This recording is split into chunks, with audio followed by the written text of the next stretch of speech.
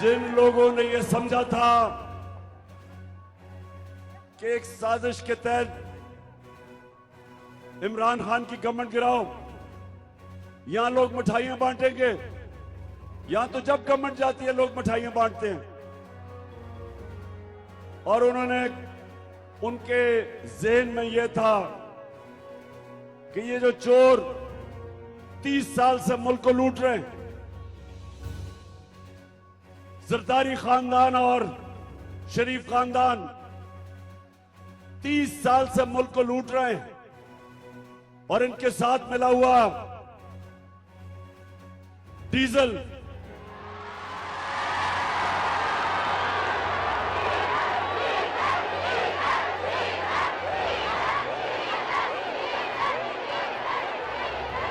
तो इन्होंने सोचा कि ये जो थ्री स्टूजेस हैं, इनको जब लेके आएंगे तो ये अपनी कौम को समझते थे ये भेड़ बकरियां हैं, जो मर्जी करो कौम इन चोरों को तस्लीम कर लेगी। और ये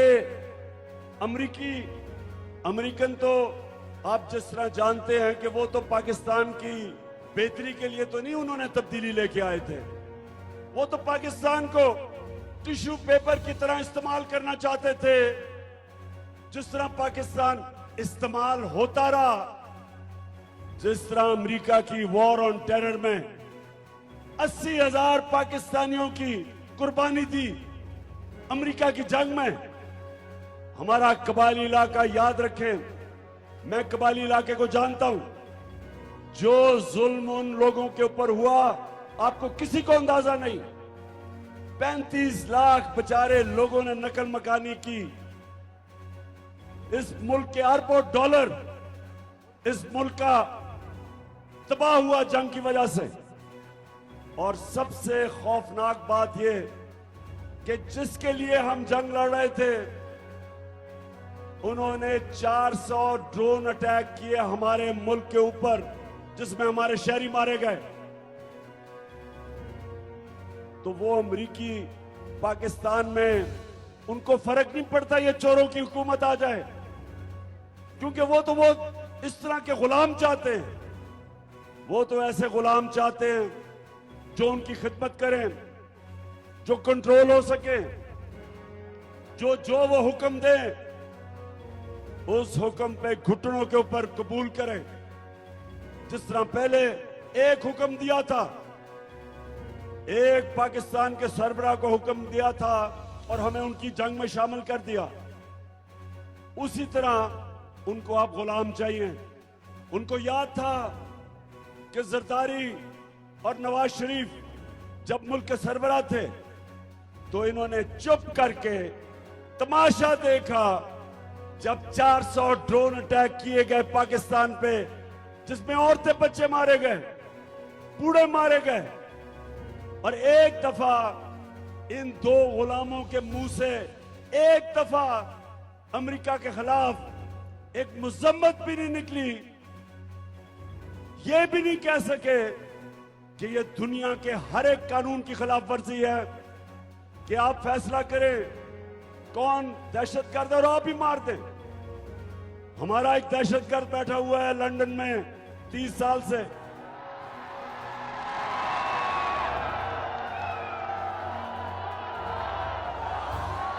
वो कौन है आप जानते हैं उसको? वो जो काली काली एनके पहनता है दिन के वक्त और रात के वक्त, रात को भी काले एनके पहनता है, वो लंदन में बैठा हुआ है। अभी तक उसने हजारों पाकिस्तानियों को कत्ल करवाया, कराची के लोगों को, कराची की तबाही की। कराची उस वक्त उठ रहा था, दुबई बनने जा रहा था, और उस वक्त वहां कराची की दहशतगर्दी ने 80 की दिहाई में जो जुल्म हुआ कराची के ऊपर और जिस तरह उसने लोग मरवाया, आज लंदन बैठा हुआ है। तो क्या हमें बरतानिया इजाजत देगा कि हम ड्रोन अटैक करके उसको मार दें? नहीं इजाजत देगा। वो कहेगा आपके हमारे कानून के खिलाफ है। वो कहेगा अगर वो दहशतगर्द है तो जाके आप अदालत में जाएं और साबित करें। तो मैं सवाल अब पूछता हूं, क्योंकि उन्होंने तो हमें इस्तेमाल किया। मैं इन दो से पूछता हूं, जरदारी और नवाज शरीफ से, कि जब वो 400 ड्रोन अटैक कर रहे थे हमारे ऊपर, तो क्या आप उनको ये नहीं बता सकते थे कि आप अदालत में साबित करें कि वो दहशतगर्द है या नहीं? आप नहीं बोल सकते थे। और आप इसलिए नहीं बोल सकते थे कि आप दोनों के चोरी के अरबों डॉलर मगरबी बैंकों में पड़े हुए हैं, उनके ऑफशोर अकाउंट्स में पड़े हुए हैं, और आप हैं पैसे के गुलाम। और आप कभी भी बोलेंगे नहीं, क्योंकि आपको डर था, जिस तरह रूसियों के पैसे जब्त कर रहे हैं आपके भी कर लेते। और अब क्योंकि उनको पता है इनका, अब उन्होंने उसी तरह का शहबाज शरीफ उसको हमारे ऊपर बैठा दिया आके, क्योंकि उनको शहबाज शरीफ का पता है। अच्छा, ये जरा आप गौर से सुने, एक मिनट रोको। अब जरा ये गौर से सुने कि ये है आपका प्राइम मिनिस्टर। सुने जरा गौर से, ये है। मैं सऊदी अरब से होके आया हूं। रोको एक मिनट। मैं जरा अपनी कौम को बता तो दूं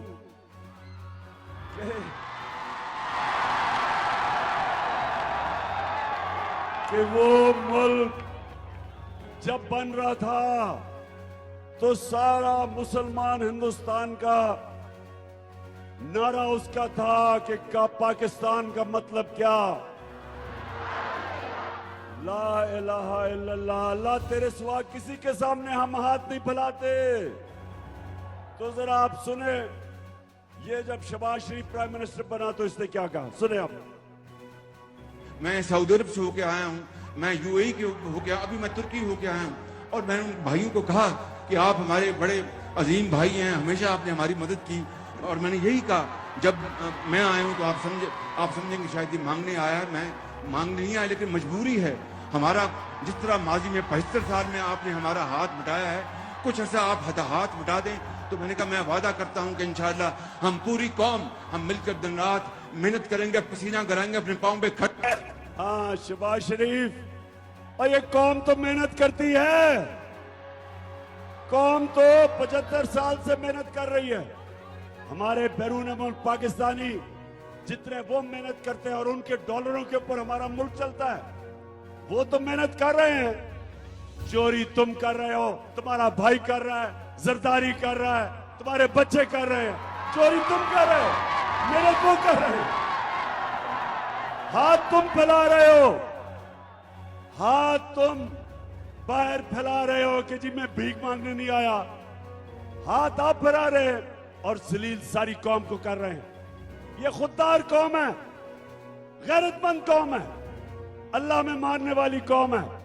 और उसका एक ऐसा, जब करप्ट लोगों को मुल्क के सरबराह बनाते हैं तो वो सारी कौम की इज्जत ले जाते हैं। तो इसलिए जंग के मेरे पाकिस्तानियों, अगले इतवार सब तैयारी करो, आपने इनको शिकस्त देनी है। मैं अपनी बहनों को खास तौर पे, आपकी बहुत बड़ी जिम्मेदारी है।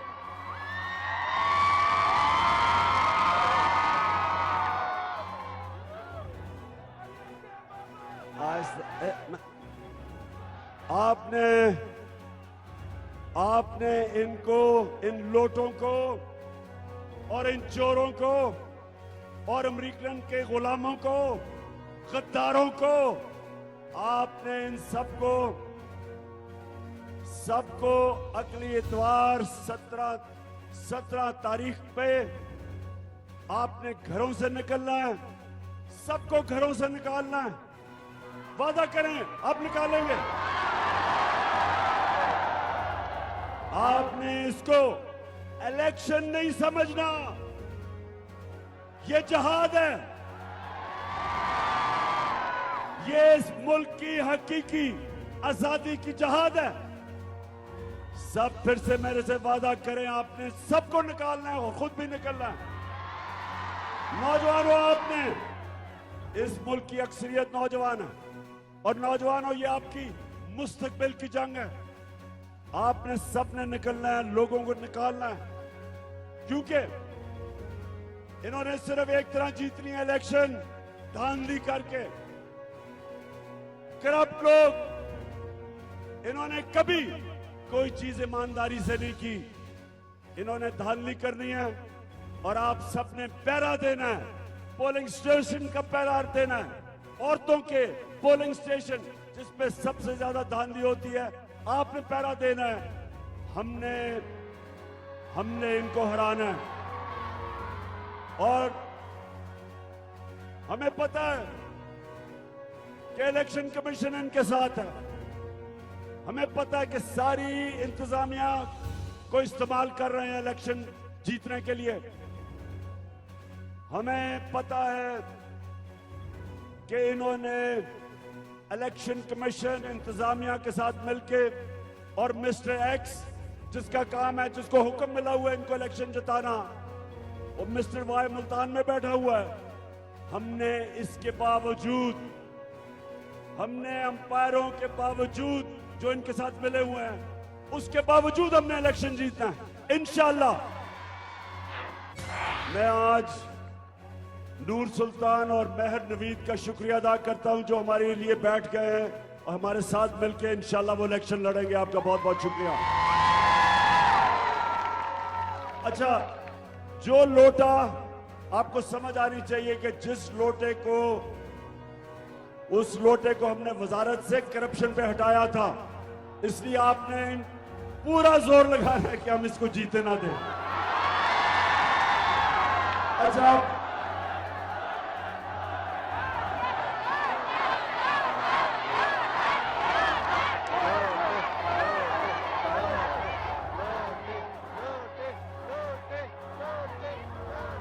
लोटे भी बड़ी किस्मों के होते हैं। उसे खाने वाले लोटे, वो लोटे जो रंग बिरंगी, कोई बड़ा कोई छोटा, लेकिन सारे लोटों में एक चीज कॉमन होती है, वो जमीर फरोश होते हैं, जमीर का सौदा करते हैं। अच्छा, अब मैं जिस तरह भी, क्योंकि मैं सड़क पे रास्ते बाय रोड आना पड़ा क्योंकि जहाज आ नहीं सका, तो मैं बड़ी देर आपके जंग जिले के अंदर मैं कोई कई घंटे गाड़ी में था, तो उधर मुझे बड़े बड़े पोस्टर नजर आ रहे थे।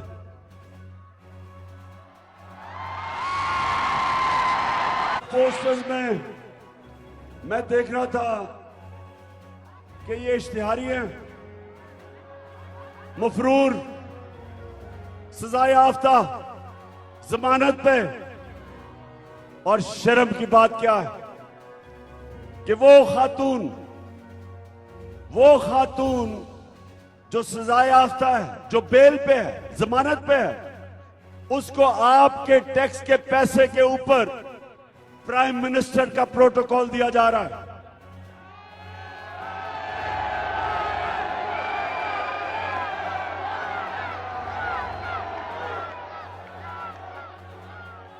मेरे जंग के बाशऊर शहरियों, ये याद रखें कि मौलाना रूमी ने एक दफा कहा था, उनसे किसी ने पूछा कि मौलाना साहब कौम कैसे मरती है, तो मौलाना रूमी ने कहा, जब एक कौम अच्छे और बुरे की तमीज खत्म करती है, मर जाती है। ये आपके सामने ये चोरों के पोस्टर लगे हुए हैं, पुलिस का एस्कॉर्ट मिल रहा है। आते साथ ही इन्होंने 1100 अरब रुपया जो इन्होंने चोरी किया हुआ था, जो नैब में था, इन्होंने आते साथ ही असेंबली में नैब की अमेंडमेंट करके आपका 1100 अरब रुपया माफ करवाया है, आपका पैसा। और ये है मुल्क आलमिया कि वो लोग वो लोग जिनको जेलों में होना चाहिए वो आज असेंबलियों में बैठे हैं। वो प्राइम मिनिस्टर है, उसका बेटा जो कि इन दोनों को सजा मिलनी थी, अंडर ट्रायल थे। इस साजिश के तहत उन लोगों को ऊपर बैठाया गया और इन दोनों को जिनको जेल में जाना था 16 अरब रुपया के FIA में केसेस थे। 16 अरब रुपए के FIA के केसेस, उसमें से बच ही नहीं सकता था ये दोनों बाप शहबाज शरीफ और दोनों बेटे।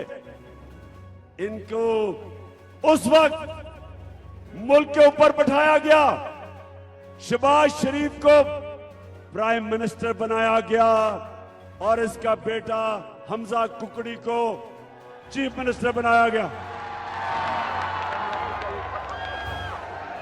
और ये शर्म की बात है हमारी सारी कौम के लिए कि हम छोटे छोटे चोरों को मजबूरी में, बेरोजगारी में, बच्चे बीमार हैं, मजबूरी में वो छोटे छोटे चोर चोरी करते हैं।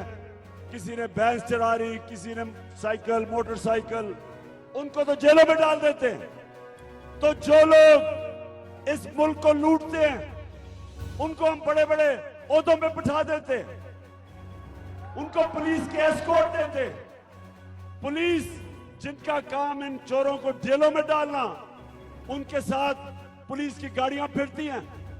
तो मुझे ये बताएं मेरे पाकिस्तानियों, ये मुल्क आगे कैसे बढ़ सकता है, कैसे मुल्क तरक्की कर सकता है? मैंने दुनिया देखी है और मैंने दुनिया के अंदर वो मुल्क जिन्हों में गुर्बत है वो देखी, और वो मुल्क जिधर खुशहाली और अमीर तरीन मुल्क है। एक चीज फर्क करती है गरीब मुल्कों में और अमीर मुल्कों में। अमीर मुल्कों के अंदर कानून होता है, इंसाफ होता है। नबी सल्लल्लाहु अलैहि वसल्लम ने मदीना की रियासत में सबसे पहले इंसाफ कायम किया। फरमाया कि मेरी बेटी भी अगर चोरी करेगी उसको सजा मिलेगी। कहा कि तुम्हारे से पहले बड़ी कौमें तबाह हुई जिधर ताकतवर के लिए एक कानून, यानी वो चोरी करे तो उसको एनआरओ, और कमजोर बेचारा चोरी करे वो जेल में। तब आज से तकरीबन 1500 साल पहले मेरे नबी कह बैठे थे कि अगर तुमने तबाही की तरफ जाना है तो वो करो जो आज पाकिस्तान में हो रहा है, कि बड़े बड़े 30 साल से इस मुल्क का जो पैसा चोरी कर रहे थे डाकू, वो आज इक्तदार में बैठ गए। वो इक्तदार में बैठे, उनके केसेस माफ हो रहे हैं। वो इलेक्शन धांधली करके सारी इंतजामिया को मिला के, इलेक्शन कमीशन को मिला के, मिस्टर एक्स को मिला के, वाई को मिला के वो इलेक्शन जीतने की तैयारी कर रहे हैं। और केसेस किन पे हो रहे हैं? इमरान खान के ऊपर 16 FIR, मेरे अपने लोगों के ऊपर, सारी क्यादत पे FIR, किसी के ऊपर दहशतगर्दी का पर्चा। लोग हमारे निकले 25 मई को, औरतें, फैमिलीज पुरअमन एहतजाज करने के लिए, उनके ऊपर शेलिंग की गई, रबर बुलेट चलाई गई पुलिस ने और रेंजर्स ने। वो लोग जो एक अपना हक इस्तेमाल कर रहे थे कि चोरों को अमरीकी साजिश के तहत हमारे ऊपर बैठाया, वो उसका मुजाहरा कर रहे हैं पुरअमन, और उनके ऊपर हर किस्म का तशद्दुद किया गया। घरों में जाके औरतों को डराया गया। हमारा सोशल मीडिया का जो हेड था, उसकी मां, बहनें, उधर 20 लोग घुस गए एजेंसीज के, उसको डराया गया। एजेंसीज के लोगों को, सोशल मीडिया के लोगों को उठाया। वो सहाफी जिनकी इस मुल्क में इज्जत है, दुनिया जानती है कि उनके ज़मीर की कोई कीमत नहीं, वो लिफाफे नहीं लेते। जिस तरह इमरान रियाज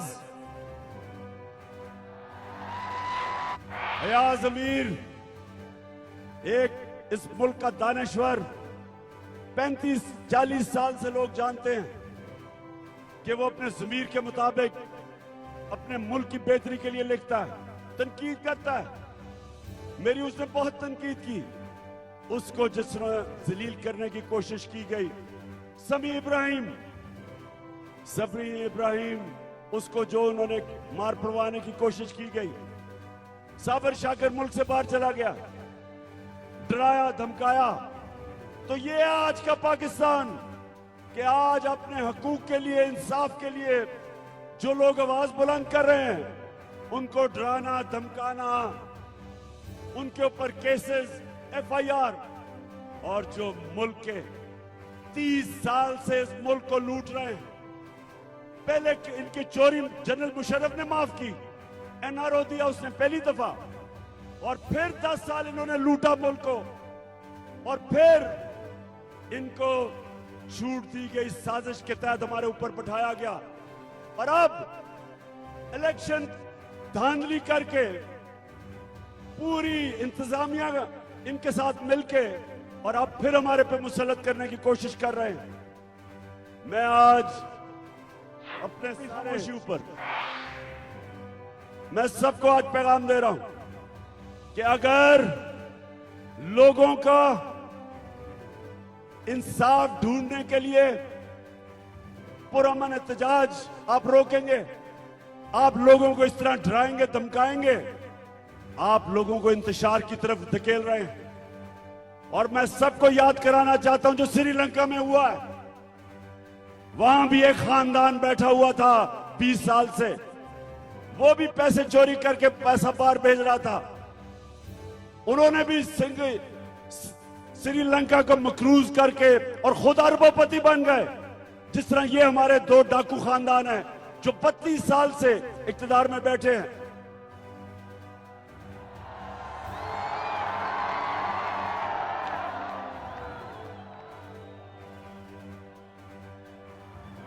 तो ये अगर आप जो भी ऊपर बैठ के ये कर रहे हो, वो जरा श्रीलंका के सीन देख लो।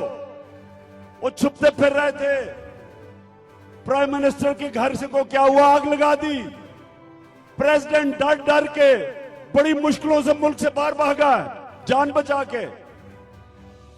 तो ये याद रखो, ये दिन यहां भी आ सकते हैं। आप लोगों को समझ रहे हैं कि जुल्म करेंगे, डराएंगे धमकाएंगे, और लोग इन चोरों को मान लेंगे। क्या आप कभी मानेंगे इनको? बताएं। कभी पाकिस्तानी कौम इनको नहीं मानेगी। सबसे पहले मैं आपके सामने खड़ा हूं, जो मर्जी आपने करना करो, मैं किसी सूरत इन चोरों को तस्लीम नहीं करूंगा। मैं इसको सियासत नहीं समझता। 26 साल पहले मैंने इन 2 चोर खानदानों के खिलाफ जहाद शुरू की थी, और जब तक मेरे पास जिंदगी है मैं इनका मुकाबला करता रहूंगा। अपनी कौम के पास जाऊंगा, आप सबको तैयार करूंगा कि हमने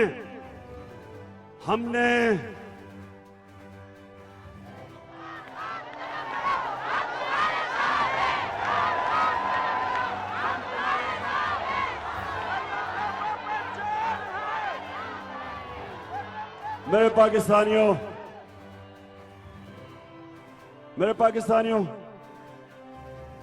एक चीज आपने नहीं भूलनी,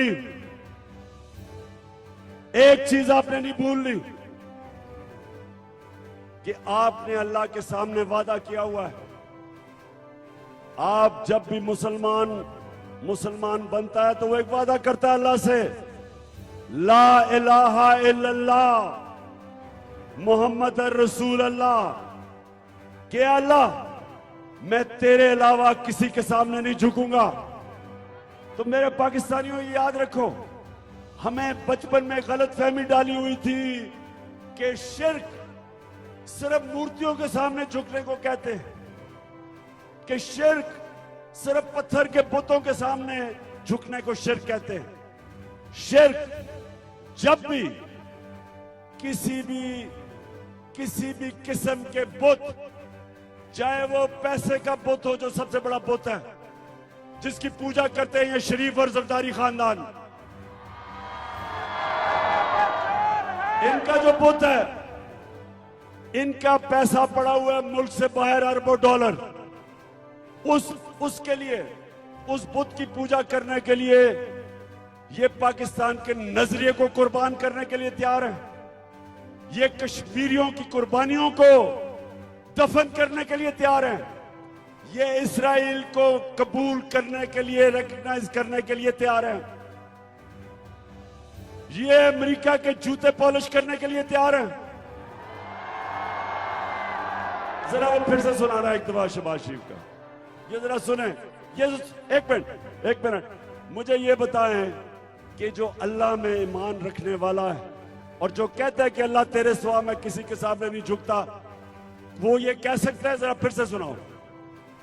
मैं सऊदी अरब से होके आया हूँ, मैं यूएई के होके, अभी मैं तुर्की होके आया हूँ, और मैंने उन भाइयों को कहा कि आप हमारे बड़े अजीम भाई हैं, हमेशा आपने हमारी मदद की। और मैंने यही कहा, जब मैं आया हूँ तो आप समझेंगे शायद ये मांगने आया, मैं मांगने नहीं आया, लेकिन मजबूरी है हमारा। जिस तरह माजी में 75 साल में आपने हमारा हाथ बटाया है, कुछ ऐसा आप हाथ बटा दें। तो मैंने कहा मैं वादा करता हूं कि इंशाअल्लाह हम पूरी कौम हम मिलकर दिन रात मेहनत करेंगे, पसीना कराएंगे अपने पांव पे। ये सुने,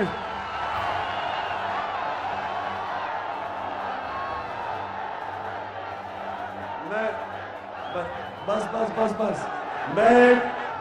मैं ज्यादा शेर तो नहीं पढ़ता, लेकिन एक शेर जो हमेशा जब मैं इसको सुनता हूं तो मेरे ज़हन में आता है कि बुतों से तुझे उम्मीदें, खुदा से ना उम्मीदी। बता तो सही और काफरी क्या है, कि मैं भीख तो नहीं मांगने आया, हमें बचा लो, हम तो मर रहे हैं। 75 साल से जी आप हमें पैसे दे रहे हैं, शर्म आनी चाहिए। ये वो कौम है जो ला इलाहा इल्लल्लाह पे बनी थी, और ये है उसका एक करप्ट हुक्मरान जिसको मुसल्लत किया गया, जिसको जेलों में होना चाहिए था, उसको ऊपर बैठाया गया। और जिन्होंने भी पीछे से बैठाया वो समझते थे ये बहुत बड़ा कोई जीनियस है, कोई अफलातून है, वो वाकई समझते थे कि जो इश्तिहारों के अंदर हर दूसरे दिन इसका और इसका भाई का इश्तिहार आता था, सारी तरक्की इश्तिहारों में थी, सारी डेवलपमेंट इश्तिहारों में थी, तो वो नादान गलती से समझ बैठे कि ये आएगा तो एक मुल्क तब्दील हो जाएगा। तब्दील वाकई हो गया, महंगाई आसमानों में पहुंच गई। डीजल और पेट्रोल, यानी पेट्रोल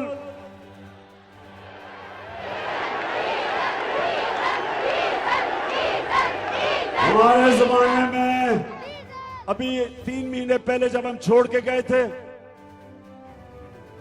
तो पेट्रोल था 150 रुपए लीटर और 144 रुपए लीटर था फजलुर रहमान।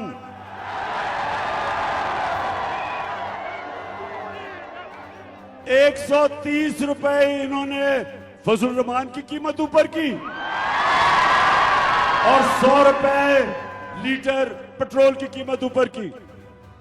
45% कीमत गैस की ऊपर की, और बिजली जो हमारे जमाने में 16 रुपए यूनिट थी उसको हम नीचे लेके आए, सब्सिडाइज किया, 12 पे लेके आए। आज बिजली की कीमत 32 से 36 रुपए यूनिट है।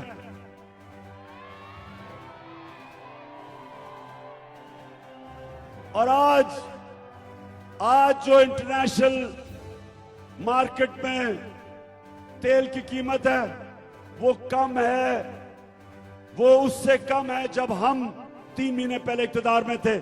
तो शहबाज शरीफ अपने आप को खादमे आला तो कहते थे, अब करें ना नीचे पेट्रोल और डीजल फजलुर रहमान की कीमत नीचे करें आप।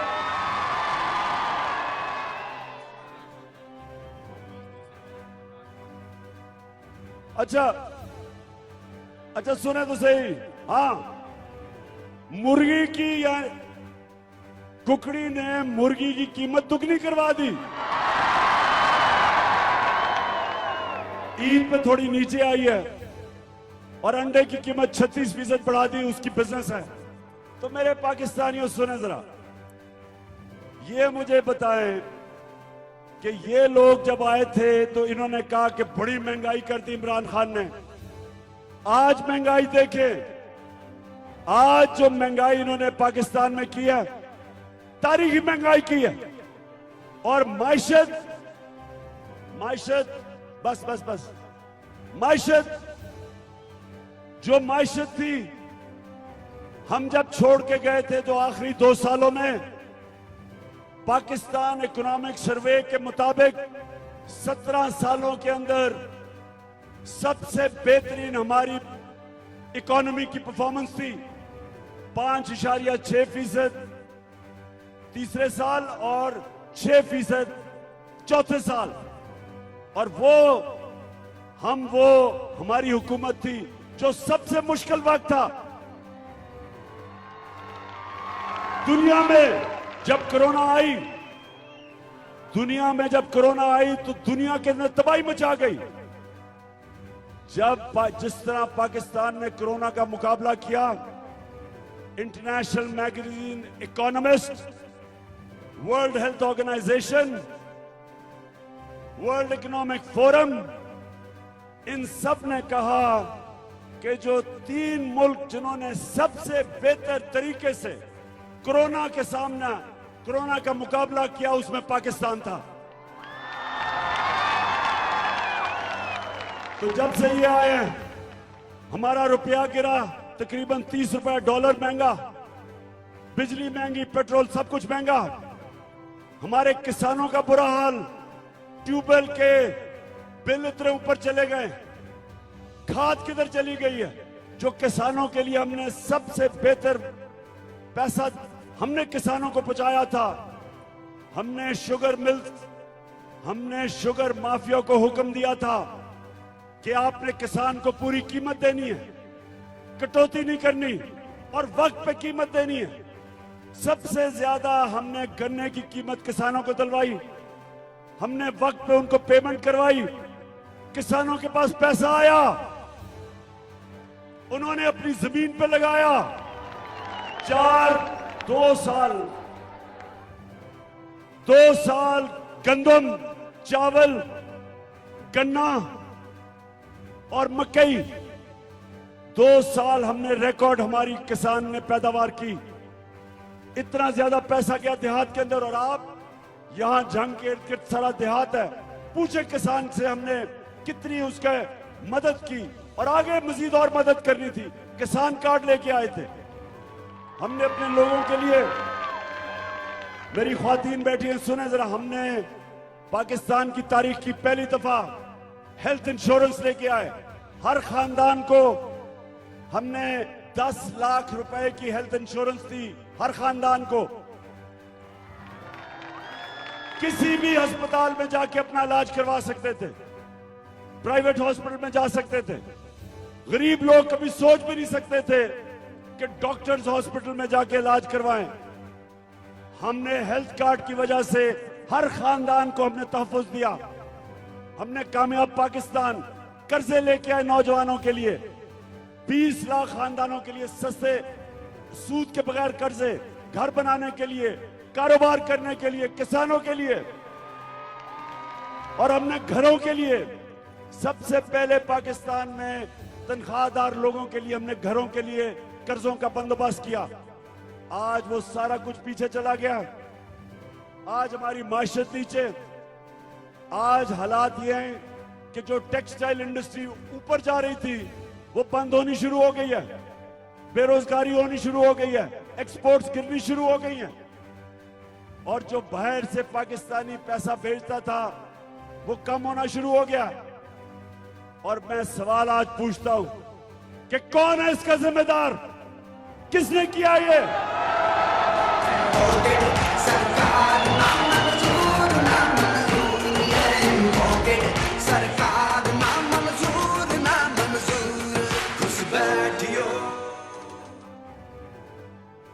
इस मुल्क की तारीख कभी माफ नहीं करेगी उन लोगों को जिन्होंने साजिश करके इन चोरों को लेके आए हैं।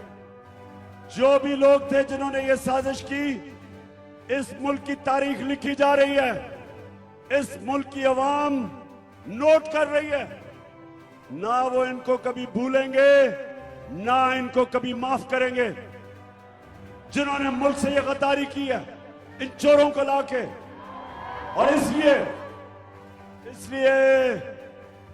जंग के मेरे बाशऊर शहरियों, माशाल्लाह एक एक चीज की आपको समझ है। मैं अभी देख रहा था, बहनों को भी और पीछे मेरे नौजवानों को सबको समझ है। ये वक्त है मेरे पाकिस्तानियों, इतवार ज्यादा दूर नहीं, अगले हमारे पास 3 दिन रह गए और हमने फिर से इन चोरों को भी हराना है, लोटों को भी हराना है और अंपायरों को भी हराना है।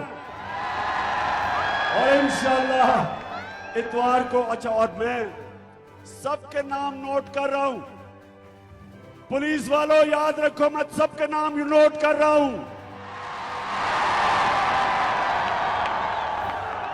ये जो यहां का डीपीओ आया है, मैं तुम्हारा नाम नोट किया हुआ है।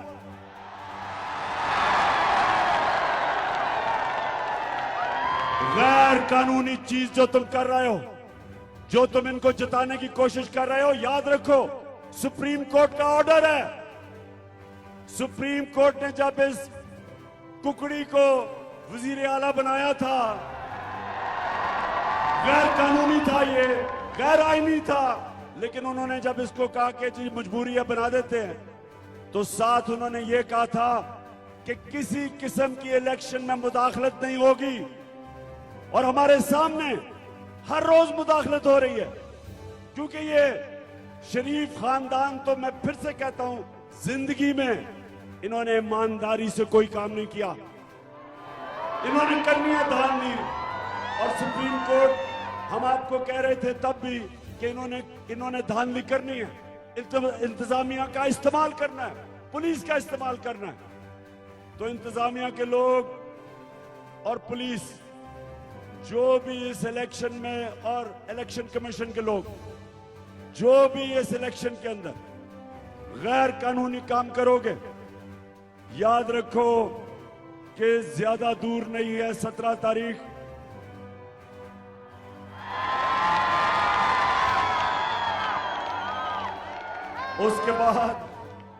उसके बाद आपका एहतसाब किया जाएगा, और इस बारी पूरा एहतसाब करेंगे। नजर में हमारे एक और, मुझे वो लैया वाला जो डीसीओ है, वो भी मेरी नजर में आ गया है। उसने जो कल लैया में हरकतें की हैं, डीसी साहब फिक्र ना करो, ज्यादा दिनों की बात नहीं है। इस बारी ये एक बदला हुआ पाकिस्तान है, जो मैंने शुरू में कहा था। लोगों में शऊर आ गया है, कौम जाग गई है। और सबसे बड़ी बात कि कौम ने खौफ का बुत तोड़ दिया। पाकिस्तान जिंदाबाद।